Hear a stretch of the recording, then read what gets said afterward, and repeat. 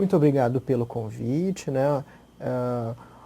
Esse olá a todos, né, que estão nos ouvindo nesse momento. Então, hoje nós vamos conversar um pouquinho sobre sarampo, né? Então, é uma doença que tem preocupado muito, né, os profissionais de saúde, as autoridades de saúde, a população em geral, porque tem tido um aumento importante do número de casos, vários surtos no mundo e inclusive no nosso país. Então, para deixá-los, né, preparados para o enfrentamento dessa doença, nós vamos trazer algumas informações para vocês sobre, né, o quadro clínico e também falar um pouquinho sobre a vacinação contra o sarampo. Eu sou médico infectologista da Secretaria de Estado da Saúde, trabalho no Centro de Informações Estratégicas em Vigilância e Saúde, lá na Diretoria de Vigilância Epidemiológica. Bom, e o que é o sarampo, né? O sarampo é uma doença viral exantemática, tem a transmissão respiratória por gotícula e aerossol, né? Então é muito importante lembrar que além das gotículas, né, quando a gente tem a transmissão por aerossol das doenças, essas pequenas partículas, essas pequenas gotículas que são emitidas a partir do paciente, elas acabam ressecando no ambiente e flutuando, tendo um comportamento de gás. Então podem ir a distâncias mais longas do que as gotículas vão, podendo se espalhar rapidamente pelo ambiente e também permanecem em suspensão no ar muitas vezes após a retirada do paciente daquele ambiente. Então, mesmo que você não tenha um paciente com sarampo, por exemplo, numa sala, após a saída desse paciente, nós ainda temos essas partículas infectantes em suspensão, né? Então, muito importante lembrar da transmissão por aerossol. O vírus do sarampo é um vírus do gênero Morbillivirus, né, que do latim morbili significa pústula, então são um grupo, né, de vírus que formam essas lesões de pele. É da família Paramyxoviridae, que também engloba o vírus da parainfluenza, cachumba, sincicial respiratório. São vírus de fita única, de RNA, sendo esse RNA linear de cadeia simples, polaridade negativa. Codifica 8 proteínas, 6 são proteínas estruturais e 2 são proteínas não estruturais. Então, comparativamente, né, o ser humano codifica, né, a partir dos seus genes em torno de 400 mil proteínas. E esse pequeno ser com 8 proteínas acaba, então, trazendo tanta doença, tanta complicação para a gente. Então, achei interessante, né, essa comparação, lembrando que algo bastante simples pode sim trazer doença grave e mesmo a morte, né?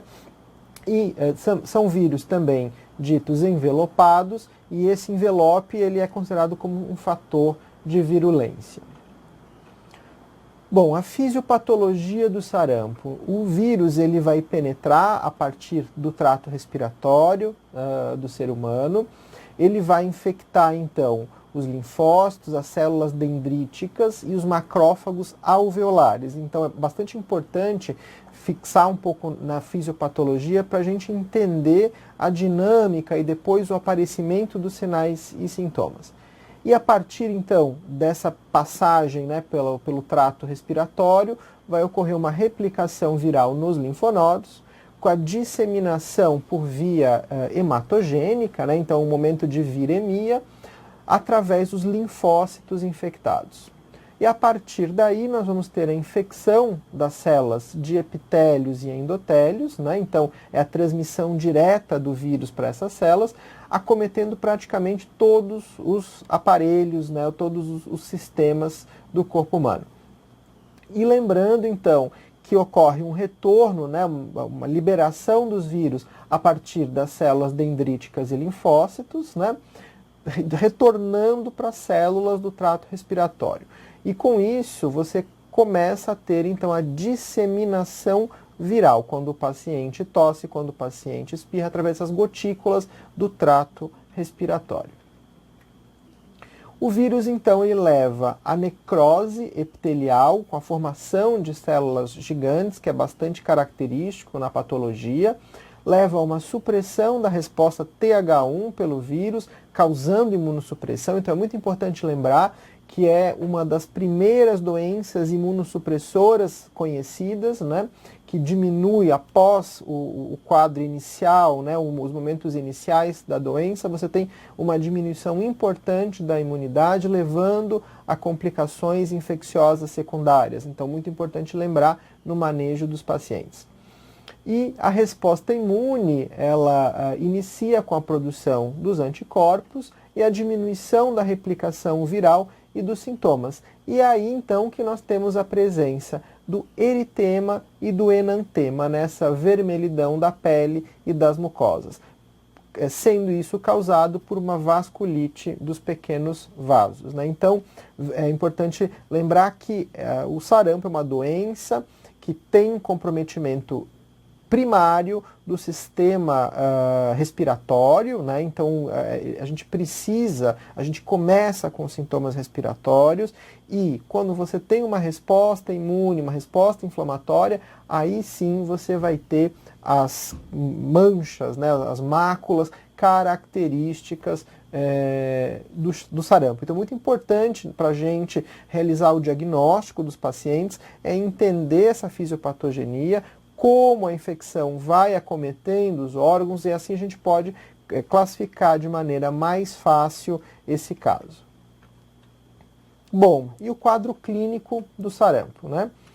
Normalmente o paciente vai ter uma febre alta, vai ser acima de 38,5, sintomas gerais como dor de cabeça e os sintomas do trato respiratório, esse comprometimento dessas mucosas, com tosse, coriza e conjuntivite. Então, lembrar sempre que a gente não vai pesquisar, quando a gente está diante de um paciente com sarampo, apenas as características do exantema. Nós temos que lembrar muito da alteração respiratória que precede o exantema. Então, se nós estamos diante de uma doença que acomete primariamente o aparelho, o sistema respiratório. Então, a gente precisa lembrar disso e precisa pesquisar esses sintomas, porque a gente pode estar diante de alguma outra doença exantemática que não o sarampo, né?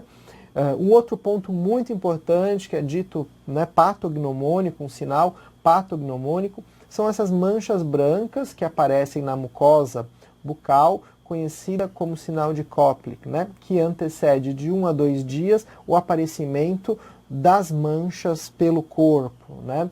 Então, e no final desse quadro todo, já com a resposta inflamatória se organizando, nós vamos ter o eritema maculopapular, né, que vai surgindo primeiramente no rosto e atrás da orelha e em seguida se espalha pelo corpo. Então, a característica dele é normalmente descendente. Então, essa é a história natural, essa é a forma como que o sarampo vai se manifestar classicamente. Muitas vezes, claro, né, o doente ou a família não conseguem referir exatamente toda essa cronologia, mas nós precisamos estar atento porque vai nos ajudar bastante no diagnóstico diferencial. E essas manchas, né, o sinal de Koplik, né, são esses pontos brancos localizados na mucosa bucal que aparecem 48 horas antes do exantema.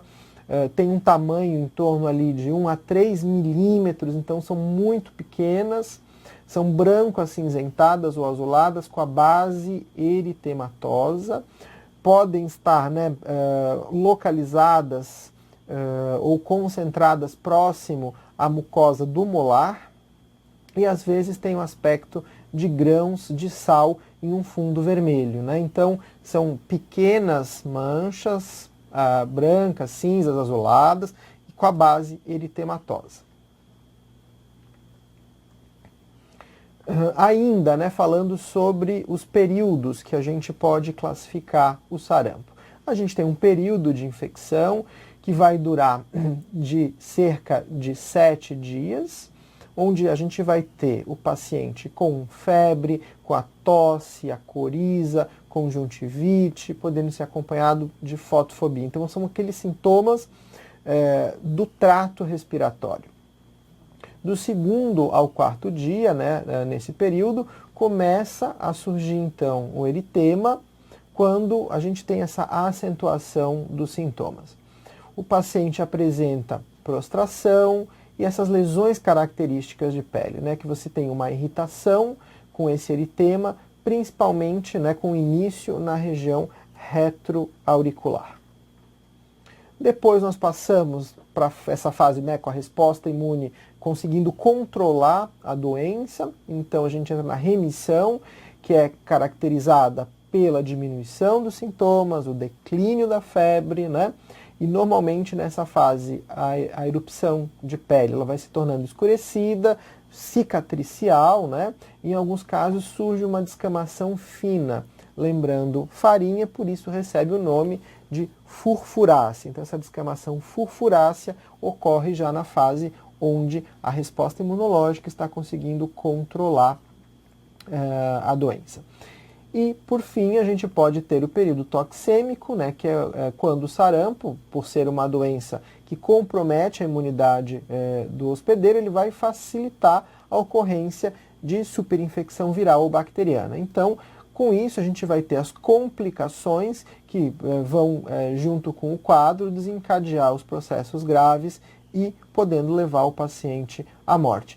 Principalmente nas crianças com menos de 2 anos de idade, especialmente as desnutridas, e adultos jovens que têm uma resposta inflamatória bastante exacerbada. Aqui então, revisando nessa questão do quadro clínico, a gente vê ali embaixo os períodos, né, de incubação, prodrômico, a fase do rash, depois a fase de convalescência e o que aparece nesses momentos. A gente vê que a gente começa com sintomas respiratórios e a febre. Então o paciente vai ter febre, conjuntivite, coriza, evolui com tosse, vai ter o surgimento ali do sinal de Koplik, né, as manchas de Koplik, e mais para frente você começa a ter o desenvolvimento do rash, né? Então é importante lembrar que o começo sempre é com sintomas respiratórios. E as complicações, né? As complicações elas podem estar diretamente ligadas à ação do vírus ou mediada pelo sistema imunológico, que é como a gente vê, claro, uma variedade imensa de doenças infecciosas, né? Não é só a ação do patógeno, mas sim também a resposta exacerbada, né, inflamatória do hospedeiro que leva a toda essa cascata de gravidade. Quais são os fatores de risco? Então, os pacientes com menos ali de 5 anos de idade ou mais do que 20 anos de idade, pacientes desnutridos, com deficiência de vitamina A e os pacientes imunossuprimidos. Eles vão ter um risco maior de gravidade. E o óbito, ele varia, né? A taxa de letalidade varia de 5 a 30% dos casos. Então vejam que é uma doença que tem uma letalidade bastante elevada, que pode ter, né, essa letalidade bastante elevada, principalmente em populações muito vulneráveis, em crianças desnutridas, é onde a gente consegue ter essa concentração muito grande de casos graves e óbitos, né? Então, bastante importante lembrar e entender essas condições que podem levar o paciente a uma doença mais grave. Ainda, né, quais são essas complicações? Bom, a gente pode desenvolver pneumonia, né, que é dita uma pneumonia de células gigantes, que é a pneumonia viral mesmo, onde a gente tem, né, aglomerado de células, de núcleos, ou por superinfecção bacteriana pela diminuição da resposta imune do próprio paciente. Podemos ter traqueite, bronquiolite, otites, sinusites, mastoidites, conjuntivites bacterianas associadas, abscesso retrofaríngeo, reativação de tuberculose também é descrita, vômitos, diarreia, apendicite por obstrução do lúmen do apêndice por hiperplasia linfóide, né? Convulsões, encefalites, então é descrita encefalite em 3 casos a cada 1.000 pacientes com sarampo, trombocitopenia, miocardite, bacteremia e sepsis, né? malformações fetais e abortamentos quando acomete as gestantes, encefalomielite aguda disseminada, encefalite com corpúsculos de inclusão e panencefalite esclerosante subaguda. Né? Então, essas manifestações neurológicas, elas costumam ser mais tardias, podem ocorrer até anos após a doença, né? São bastante graves e de difícil manejo. Então, bastante importante a gente estar alerta a esses casos, né? E é claro, sempre lutando para que a gente não tenha casos e não tenha surtos através da vacinação. Bom, falamos um pouco da doença, né? Agora a gente vai entender o quão perto de nós ela está, então vamos falar um pouquinho sobre a epidemiologia do sarampo hoje, né? Então a gente já viu que é uma doença que começa com essas características respiratórias e depois evolui, né, para esse exantema. Isso tem que ficar sempre bastante claro dentro do nosso raciocínio clínico e também que tem um potencial elevado de gravidade. Então isso a gente tem que ter sempre em mente quando estiver diante dos pacientes com sarampo. E lembrar também que como né, nós temos uma diminuição importante dos casos nos últimos anos, obviamente a maioria dos profissionais mais novos não teve ainda contato com os casos. Então, nós precisamos também adquirir, nos prepararmos para ter o conhecimento e mantermos as condutas adequadas do manejo desses pacientes. Bom, a epidemiologia do sarampo, né? O sarampo ele é descrito desde o século X, né? Rhazes, um médico persa, descreveu o sarampo no século X depois de Cristo. É uma doença com distribuição global, ela tem alta transmissibilidade, né? E capacidade de causar surtos por conta dessa possibilidade de disseminação rápida e bastante eficiente. Então, lembrando, como a gente falou no começo, né, que o aerossol que é gerado a partir de um paciente, dessas gotículas, secreções respiratórias do paciente, ele pode persistir no ambiente por até 2 horas, né? Então, depois que o paciente sair daquele ambiente, nós ainda temos a suspensão das partículas, né, por períodos prolongados. Então, muito importante a limpeza desses locais, a aeração adequada desses locais para que a gente reduza esse tempo de persistência das partículas virais em flutuação. É importante então lembrar que temos que orientar, né, a equipe que trabalha conosco, a equipe muitas vezes da higienização das nossas unidades, que pode acabar entrando no quarto, porque não vê no quarto, né, no consultório, enfim, que a gente deixou o paciente aguardando, a equipe pode entrar para fazer a higienização e não estar adequadamente orientada, que precisa utilizar a máscara com filtro para adentrar nesse ambiente. Bom, o período de incubação pode variar de 7 a 21 dias, o período de transmissibilidade de 6 dias antes do exantema até 4 dias após o início do exantema, e lembrando que a maior transmissibilidade ela vai ocorrer 2 dias antes e 2 dias após o exantema. E lembrar que os períodos com tosse e coriza levam a uma maior transmissão, né? Então a gente está tossindo mais, está liberando mais gotículas respiratórias, essas partículas virais então vão ficar em suspensão no ambiente. E em relação ao número de casos, né, os países com mais casos, de acordo com o último relatório da Organização Mundial da Saúde, que é agora de março de 2019, a gente vê, né, que os top 10, né, os 10 países com maior número de casos do planeta são, né, Madagascar, a Ucrânia, Índia, Paquistão, Filipinas, Iêmen, Nigéria, Brasil, Tailândia e o Cazaquistão. Então veja, né, que infelizmente nós, Brasil, estamos aí dentro desse ranking não muito feliz, né? Estamos entre os 10 países com maior número de casos do planeta nesse período de 12 meses.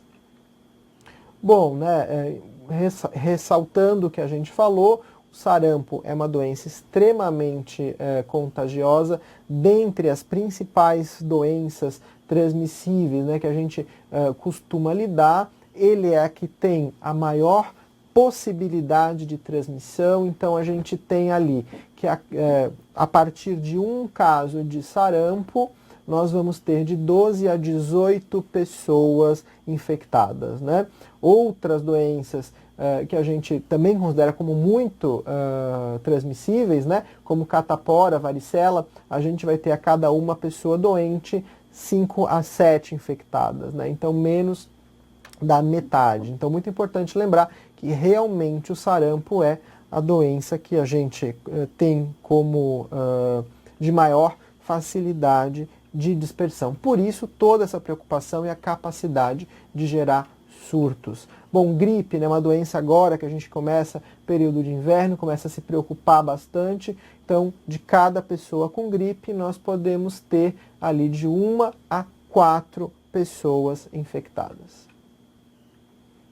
E onde a gente encontra o sarampo hoje no globo? Então, esse relatório agora da Organização Mundial da Saúde, a gente observa a sua ampla disseminação no planeta, né? Então, quanto mais escura é a cor, maior a taxa, né, de incidência de casos. Então, observem, né, que a gente tem essa concentração muito forte na África, essa concentração na Europa. A gente tem países desenvolvidos também tendo taxas bastante elevadas. Israel é um país que, embora não esteja entre os 10 países com maior número de casos, tem uma das maiores taxas de incidência do sarampo. A gente vê países aqui da América, Estados Unidos, também com taxas bastante elevadas para uma doença que era considerada erradicada, né, do continente americano. Então a gente vê que estamos sim num período de reintrodução e com bastante velocidade e com um potencial imenso aí de transmissão dentro dos países.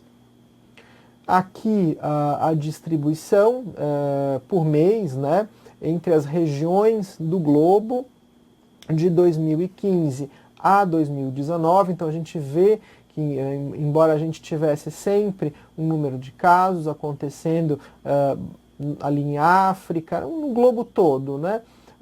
Mas a gente vê um aumento bastante importante nos países da Europa, na região do Oriente Médio, na África também explodindo os casos de maneira epidêmica, né? Então a gente vê esse aumento absurdo aí nos últimos 2, 3 anos no número de casos. Então a importância, né, do que a gente está conversando hoje, né, estarmos alertas, porque antes nós tínhamos poucos casos sendo, enfim, aparecendo para nosso atendimento aqui no estado, mas agora a gente vê que cada vez mais a pressão de entrada vai ser maior, né? Então, todos os continentes tendo caso, e a gente então acaba podendo nos deparar com um paciente com sarampo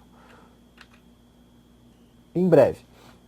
Então aqui é a distribuição dos casos de sarampo confirmados segundo estado de ocorrência aqui no Brasil, nesse período de 2018 até março de 2019. Né? São casos confirmados, então a gente vê que alguns estados enfrentaram grandes surtos no último ano, né? O Amazonas ali com quase 10 mil casos confirmados de sarampo. Então, para ver como a disseminação, você começa a ter uma dificuldade muito grande de controlar esses surtos, né? Então a gente tem que estar muito alerta e tem que investir muito na vacinação. A gente vê Roraima também, agora o Pará nesse ano, Rio Grande do Sul teve caso, então no estado vizinho nosso, né, 46 casos no ano passado, Rio de Janeiro, Pernambuco, Sergipe, Bahia, São Paulo, Rondônia, Distrito Federal. Então você vê que realmente a doença está muito próxima da gente e entrando, né, você tendo uma cobertura vacinal não elevada, você começa a ter surtos e você perde a capacidade de controlar a doença. Bom, a definição de caso adotada pelo Ministério da Saúde, para o Ministério da Saúde, para a gente na epidemiologia, o caso suspeito é todo paciente que, independente da idade, da situação vacinal, apresentar febre e exantema maculopapular associados, né, a um ou mais dos seguintes sinais e sintomas: tosse e ou coriza e ou conjuntivite. Então a gente vê, né, que a gente precisa ter a febre, o exantema e os sintomas respiratórios. E o caso confirmado é esse caso suspeito, né, que tem essa clínica e que a gente consegue confirmar laboratorialmente ou por vínculo epidemiológico com um caso confirmado, né, que tenha apresentado sintomas da doença 7 a 18 dias antes da exposição ao contato. Então é sempre bastante importante a gente, quando está diante, né, de uma investigação epidemiológica de um caso de sarampo, traçar uma linha do tempo, como essa que está abaixo no vídeo, e que mostra, então, o período ali de transmissibilidade, o período de exposição, para a gente identificar, né, a possível fonte de transmissão, e os contatos aí que a gente precisa vacinar, rastrear nesse período de transmissibilidade do sarampo. Bom, então fica muito claro para a gente, né, que se a gente não tiver uma ação rápida para diagnosticar esse caso, para notificar imediatamente, né, para as autoridades sanitárias, é uma doença de notificação imediata, né, a gente vai acabar deixando que ocorra essa transmissão do sarampo, que é bastante rápida e que vai levar a surtos, né? E é muito importante lembrar que como nós somos uma área onde tínhamos certificação, né, da eliminação da doença, um caso já é considerado como surto. Então, é claro, tem uma série de medidas que as equipes de vigilância epidemiológica vão tomar. Existe uma nota técnica 004 da DIV de 2018, que foi atualizada agora em 2019, mantém esse mesmo número, mas foram feitas algumas atualizações.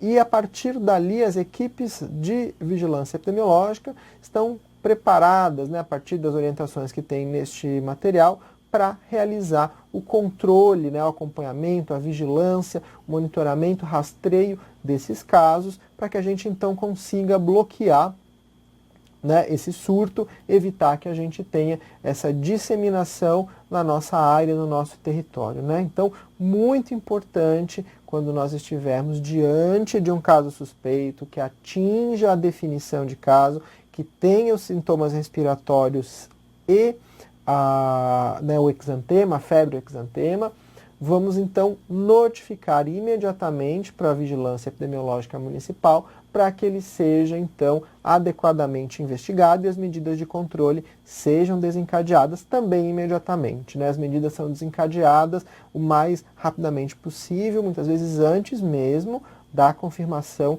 laboratorial deste caso. Bom, em relação ao diagnóstico, né, do sarampo, a gente viu que é bastante importante que tudo ocorra de maneira muito rápida para que a gente consiga então desencadear medidas de controle, e isso também vai passar pela questão do diagnóstico.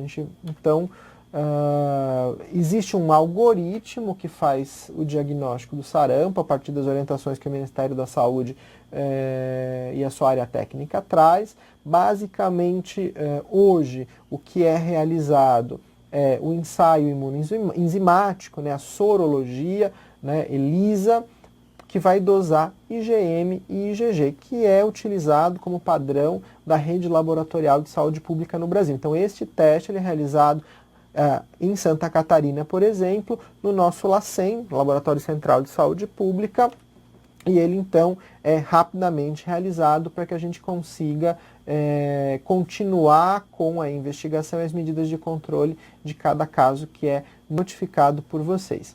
E para que a gente tenha a confirmação, né, do genótipo viral, então vai ser feito um PCR nessa amostra, quando ela confirma, quando o exame inicial sorológico é positivo, é feito então o PCR para a identificação do genótipo viral.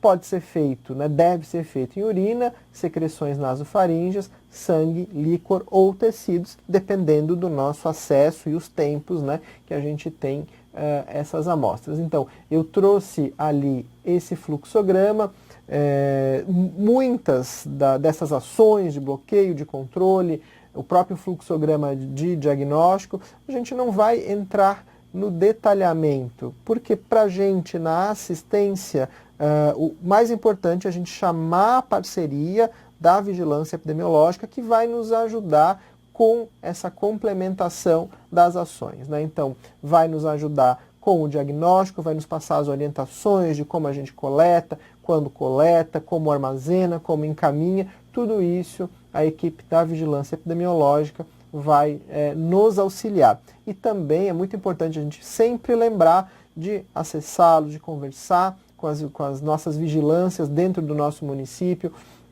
para que a gente consiga ter essa parceria, trocar as informações e com isso, né, até aprimorarmos o nosso diagnóstico, né? Então, a vigilância não pode ser apenas um órgão que vai ficar contando os casos. Ela tem que participar ativamente nesse nosso processo, né, do diagnóstico, nos auxiliando junto com o diagnóstico, nos passando essas orientações técnicas, que são tantas doenças que a gente lida diariamente, e com isso a gente precisa, né, estar atualizado num monte de coisa. Então lembrar, tenho dúvida, não tenho certeza, alguém falou numa videoaula de sarampo que tinha que coletar o exame, mas eu não lembro como é que era o passo a passo, o que eu colho primeiro.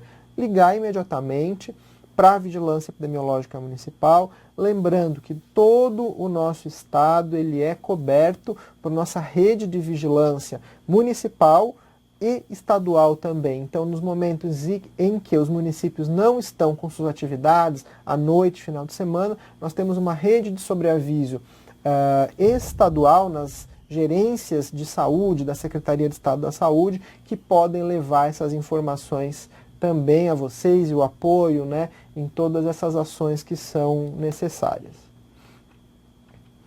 E o diagnóstico diferencial com o sarampo, né? Então, a gente falou já das características clínicas, e se a gente pensar, né, febre, sintoma respiratório, um grande número de doenças tem esses sinais e sintomas, né? Então, precisamos estar alerta, né, para conseguir fazer um diagnóstico adequado, mas lembrando também que nem sempre será fácil, né, nem sempre a gente vai ter o quadro clássico, e com isso a gente tem que ter um pouco mais de cuidado para conseguir fazer esse diagnóstico, né? Então, entra no diagnóstico diferencial, né, rubéola, principalmente, né, rubéola, exantema súbito, dengue, enteroviroses, o eritema infeccioso, né, a parvovirose, febre do chikungunya, Zika vírus, né? Temos ainda novidades nesse rol, como por exemplo o Zika vírus, as ricketsioses e farmacodermias, né? Então é um rol extremamente amplo e a gente precisa focar nas principais características de cada uma dessas doenças para que a gente consiga então chegar ao diagnóstico, porque a gente focando apenas no exantema vai ser extremamente difícil que a gente consiga separar entre elas. A gente precisa dessa corte, né, de sinais e sintomas, tudo que está junto nesse caso, para que a gente consiga fechar essa nossa hipótese diagnóstica. E aqui, para facilitar, para ajudar um pouquinho, né, foi montado esse quadro comparativo dos sinais e sintomas, né, de sarampo, rubéola, dengue, chikungunya e zika, né, com um período de incubação, característica da febre, característica do exantema, presença, né, de tosse, coriza, hiperemia, artralgia ou poliartralgia e linfadenopatia, né? Então a gente vê que ali o sarampo, né, vai ter esses sintomas respiratórios, mas ele não tem nem artralgia, né, nem linfadenopatia. Já a rubéola também não vai ter a tosse e a coriza, pode ter um pouquinho de hiperemia conjuntival, mas o paciente pode ter, então, a poliartralgia e é bastante característica ali a linfadenopatia nessa doença. Agora, as arboviroses, né, dengue, chikungunya e zika, a gente vê que normalmente elas não vão ter os sintomas respiratórios, então coriza, em princípio, dengue, chikungunya e zika nós não vamos ter presente, mas a gente tem características que vão puxar um pouco mais para cada doença, né? Então, a dor no corpo, ela é bastante importante na dengue, a febre também é bem característica. Já no chikungunya, você tem como característica essa dor articular, que é muito intensa, né? E no Zika vírus, então, você vai acabar tendo aquele exantema também, mas como você não tem ali a coriza, você então ajuda, né, no diagnóstico diferencial, pensando menos no sarampo que vai ter esses sintomas respiratórios. Então é importante, já que nós estamos numa região onde a introdução dessas arboviroses está se fazendo com bastante velocidade, então a gente tem que estar alerta também para esse diagnóstico diferencial. Lembrando que a Diretoria de Vigilância Epidemiológica ela tem esse guia, né, de doenças exantemáticas febris disponíveis no website, então, como já foi falado, essa apresentação ela já está disponível para vocês. E também entrando no site da DIV, vocês têm acesso a várias informações sobre as doenças que são de interesse, né, para a vigilância epidemiológica, e esse material ele traz um guia com essas principais doenças exantemáticas, tentando ajudar, dar um pouco de luz aí nesse diagnóstico que realmente não é fácil se nós focarmos apenas no exantema. Bom, e o tratamento do sarampo, né? Então, é bastante importante lembrar que não há um tratamento antiviral específico, né? Então a gente não tem um tratamento específico para o vírus do sarampo. Mas as medidas que são recomendadas são as medidas com hidratação, nutrição, né, e sintomáticos, evitando-se o uso profilático de antibióticos, né? E lembrando, como nós já falamos, na internação, que o paciente ficará em isolamento respiratório aerossol, necessitando de ambiente adequado, EPIs, né, para esses profissionais que vão ter contato com o paciente, e também, obviamente, que todos os profissionais de saúde devam estar vacinados. A Organização Mundial da Saúde recomenda ainda, né, para as crianças o uso de uma suplementação de vitamina A por via oral, para que a gente consiga, então, ter uma melhora, né, principalmente nos pacientes com deficiência de vitamina, que, como a gente já viu, acabam tendo evolução para formas mais graves da doença.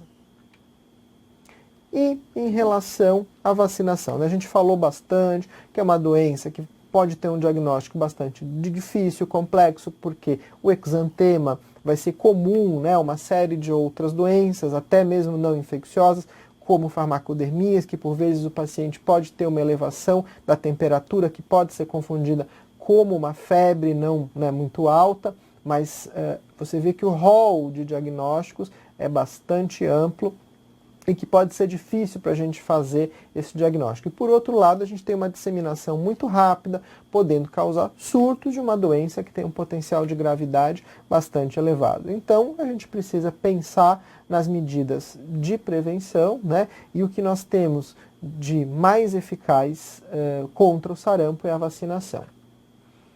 Então, a vacinação contra o sarampo, né, a gente tem o esquema vacinal, que nas crianças a vacinação ocorrerá aos 12 meses, né? Desculpe, as crianças vão receber a dose de 12 meses, né, as crianças de 12 meses a menores de 5 anos de idade vão receber uma dose aos 12 meses da tríplice viral e depois a segunda dose aos 15 meses da tetraviral. As crianças de 5 anos a 9 anos de idade que perderam a oportunidade de serem vacinadas vão receber 2 doses da tríplice viral.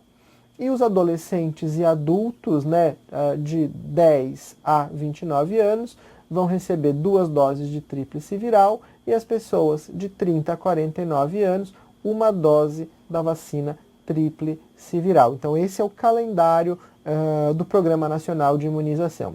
E é importante lembrar, né, que quem comprovar a vacinação contra o sarampo, de acordo com esse calendário preconizado, não precisa receber a vacina novamente. Mas o contrário é válido. Quem não comprova a vacinação, quem tem apenas relato, seja da doença, sem um diagnóstico adequado em serviço de saúde ou sem a apresentação de caderneta de vacinação, a gente deve então proceder à vacinação de acordo com o esquema preconizado, né?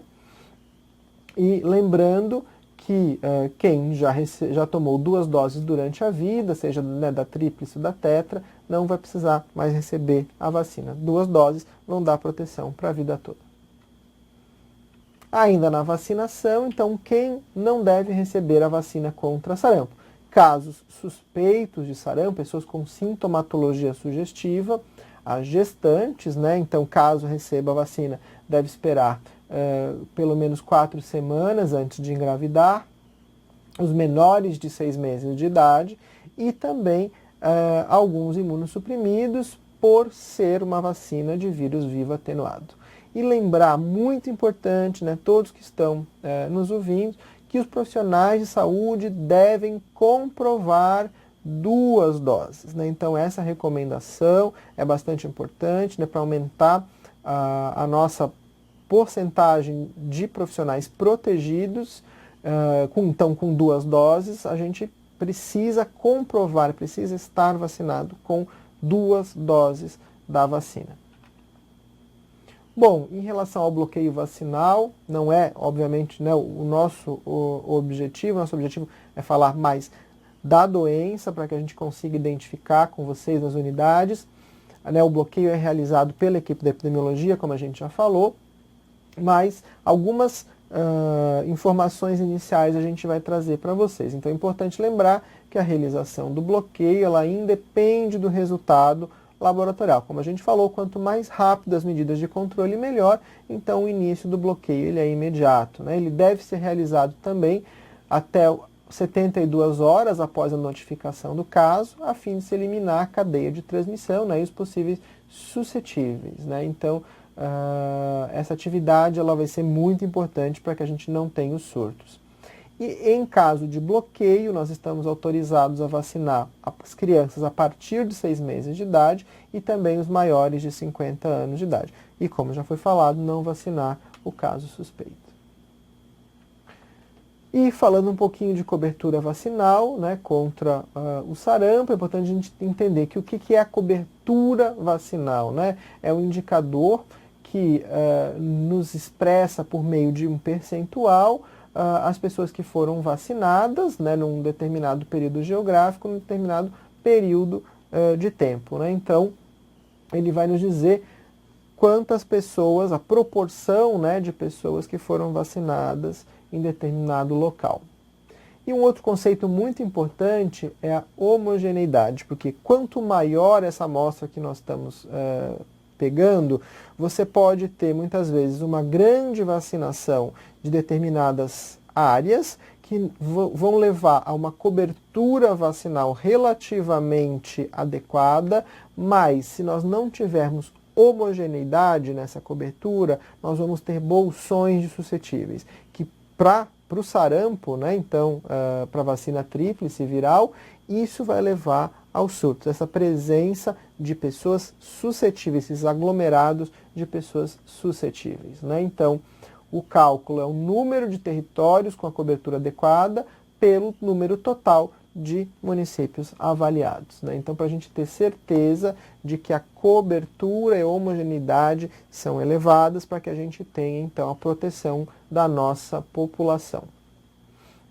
Então, aqui, né, a vacina tríplice viral, com a sua cobertura e homogeneidade no país, a gente observa, né, nós tínhamos uma homogeneidade próxima de 100% no país, e a gente tem aí a partir de 2015 uma queda progressiva, uma queda importante dessa cobertura e também da homogeneidade, mostrando então a presença de bolsões de suscetíveis que podem então, com a introdução do vírus no nosso país, levar aos surtos, como a gente já está vendo aí em vários estados, como já comentamos.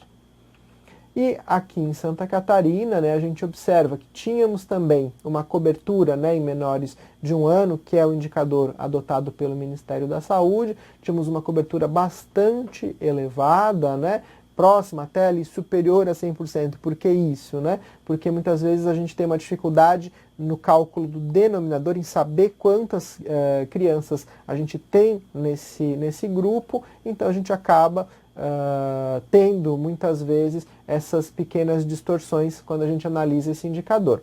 Mas a gente vê que era 100, próxima a 100, então era bastante alta, né, a nossa cobertura, embora a nossa homogeneidade, vocês observem, né, ela tinha ali valores mais baixos, mostrando então que vários municípios não atingiam essa cobertura, né? Então muitas vezes você tem grandes municípios que conseguiam uma cobertura mais adequada e com isso um número maior, né, de pessoas, isso acabava diluindo a nossa cobertura, aumentando a cobertura.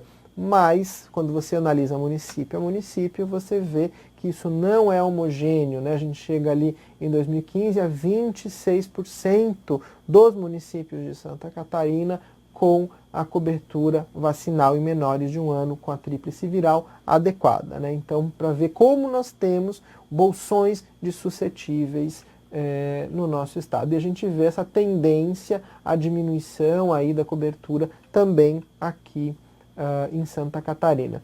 Esse é um fenômeno, infelizmente, mundial. A gente vê com a diminuição dessas doenças imunopreveníveis, uma redução da percepção do risco de adoecer e morte por essas doenças na população, fazendo com que a gente tenha então um afastamento, muitas vezes, né, dessa estratégia vacinal como proteção das crianças. Mas, infelizmente, por isso a gente vê o recrudescimento dessas doenças. Né? Então, falando sobre essas possíveis causas da queda da vacinação, né? Então essa falsa sensação de que não há mais a necessidade de vacinar, porque essas doenças não existem, mas sim, elas estão aí e acabam voltando. Esse desconhecimento da importância dos benefícios da vacina, né?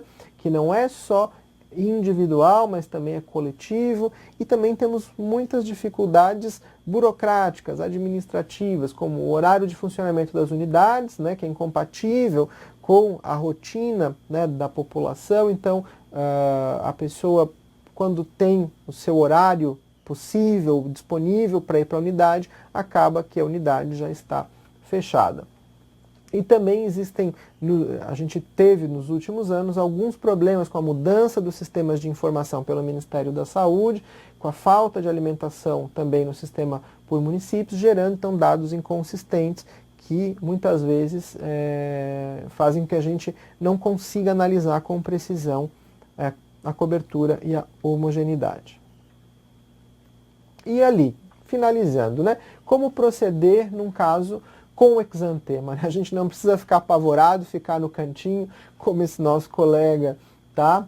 Né? A gente precisa pensar, então, analisar o caso, né? O paciente é um caso suspeito, ele se enquadra na definição de caso, eu consigo avaliar o diagnóstico diferencial pela clínica. Eu estou vivendo uma epidemia de dengue no meu município e aparece uma pessoa com exantema, né? Então a gente vai pensar inicialmente sim em dengue, se o paciente não tiver sintomas respiratórios, né? Então, vou imediatamente notificar a autoridade sanitária, a vigilância epidemiológica municipal. A partir daí, a investigação é desenvolvida com essa vacinação de bloqueio, como a gente conversou.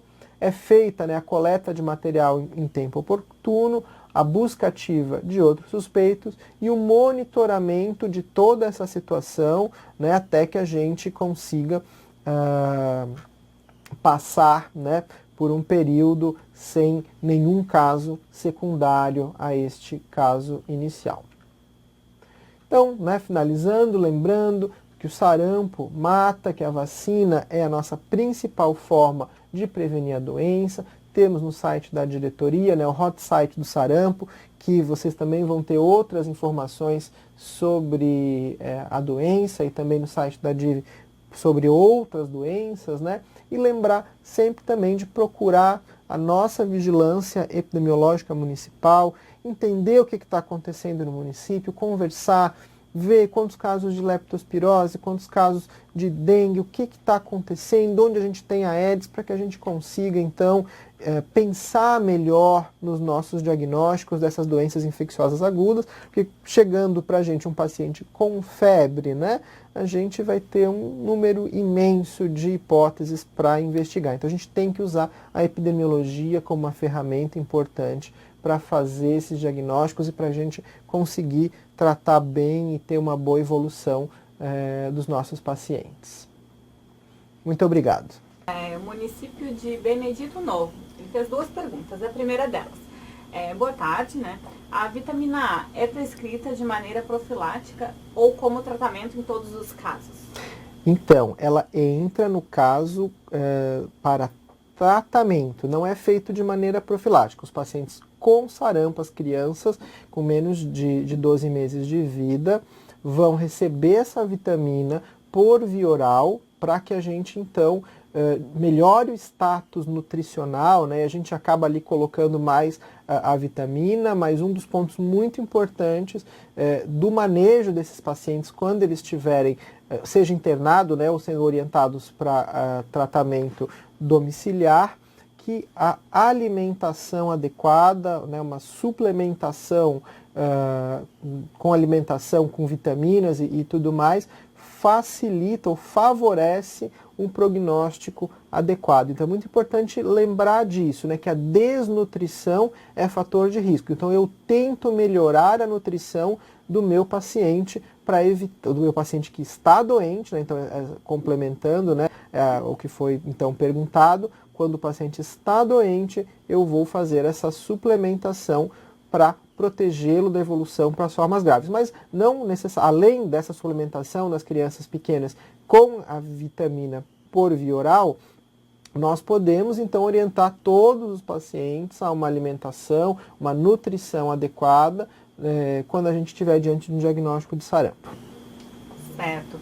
Ainda no município de Benedito Novo, eles perguntam se o exantema poupa a palma das mãos e a planta dos pés. Não necessariamente. Você vai ter o exantema, pode ter exantema em todo o corpo. A característica mais marcante é que ele é descendente, certo? Então ficar alerta para isso. E sempre lembrar que muitas vezes a gente não consegue, a gente não está diante de um exantema típico, então vai ser muito difícil só pela característica do exantema você fazer o diagnóstico. Então fiquem atentos a todos os sinais e sintomas e essa característica do exantema, né, que ele vai sendo descendente, tá? É bastante importante a gente ficar alerta para isso, né? Eu sempre brinco que se a gente selecionar várias fotos de exantema, encaminhar para um profissional bastante experiente, ele vai ter dúvida se tiver diante só da lesão, porque são muito parecidas, então focar muito nos sinais clínicos associados. No município de Benedito Novo, o bloqueio vacinal é feito em casos confirmados ou já é realizado nos casos suspeitos? A orientação é que ele inicie no caso suspeito, mas a gente tem que lembrar que o caso suspeito ele tem que estar dentro da definição de caso, né? Então, não é, eu vi um caso de doença exantemática e eu saio fazendo o bloqueio vacinal para o sarampo. Não, ele tem que ter os sintomas respiratórios, ele tem que estar dentro da nossa definição de caso. E aí vai ser iniciado esse processo, que ele tem até 72 horas para findar. Dependendo da capacidade, né, da velocidade de encaminhamento das amostras, nós temos tido resultado dos nossos exames de sarampo aqui no estado de Santa Catarina em menos de 24 horas. Né? Então a gente consegue rapidamente ter o diagnóstico sorológico e proceder também com essas ações ou intensificar essas ações já com o diagnóstico na mão. O teste é feito no LACEN, é um teste relativamente simples e rápido. Muitas vezes a maior dificuldade é o encaminhamento da amostra do município de origem até aqui. Mas é importante sempre frisar que o início do bloqueio ele é feito antes da confirmação. Temos mais uma perguntinha. Município de Benedito Novo. Quais são os critérios de internação e de tratamento domiciliar? Excelente pergunta. São os critérios que a gente costuma adotar dependendo da faixa etária. Então, crianças muito pequenas, se elas estão com algum sinal de complicação bacteriana, se ela tem dificuldade para se alimentar, a gente vai acabar então internando esse paciente. Se já é um adulto que não tem nenhum sintoma de gravidade, a gente vai avaliar, né, pulmão, ver se não tem uma pneumonia associada, a gente não deve internar. Então a orientação principal é que o paciente seja manejado fora do ambiente hospitalar quando possível, mas a gente tem que então observar atentamente a esses sinais e sintomas de complicação que nós falamos, se tem otite, se tem algum sinal infeccioso, iniciar a partir, né, desse diagnóstico com um antibiótico e evitando ao máximo a internação. Mas, principalmente, crianças pequenas que não estão conseguindo se alimentar, que estão com lesão oral, com dificuldade de alimentação ou vômitos, vão precisar de internação sim. E os adultos com pneumonite, principalmente, ou pneumonia, vão acabar necessitando de internação. As formas mais graves, né, que são as complicações neurológicas, elas acabam sendo tardias. Então, muitas vezes nós não vamos ver naquele primeiro momento, mas é um paciente que ele vai continuar sendo acompanhado conosco, né? A gente vai continuar monitorando esses casos de sarampo, precisa sempre lembrar muito disso, porque depois de algum tempo eles podem começar com sintomas neurológicos. Esse tempo pode chegar a meses ou até mesmo anos. Bom, gostaria de agradecer, né, esse momento bastante importante que a gente consegue levar sempre a informação para quem está, né, na ponta fazendo os atendimentos. E preciso, claro, né, reforçar a importância, né, diante de um paciente com doença exantemática, atentar para a sintomatologia respiratória, né, atentar para essa corte de sinais e sintomas que vão nos auxiliar no diagnóstico diferencial. E sim, também estar muito próximo da vigilância epidemiológica para que se consiga, então, em tempo oportuno, fazer investigação, não só dos casos de sarampo, mas dos outros de doenças que sejam de notificação compulsória e que tenham, né, as medidas de controle que precisam ser feitas. Então, estar próximos, trabalhar sempre em conjunto com as vigilâncias municipais para que a gente tenha um bom resultado, né? São muitas doenças, são muitos detalhes, a gente está sempre andando com o manual embaixo do braço porque tem detalhe de coleta, detalhe de encaminhamento de amostras, né, fluxogramas de diagnóstico, então muito importante a gente ter essa parceria do grupo da epidemiologia que vai nos ajudar a trabalhar melhor com isso, né? Então é bastante importante essa parceria.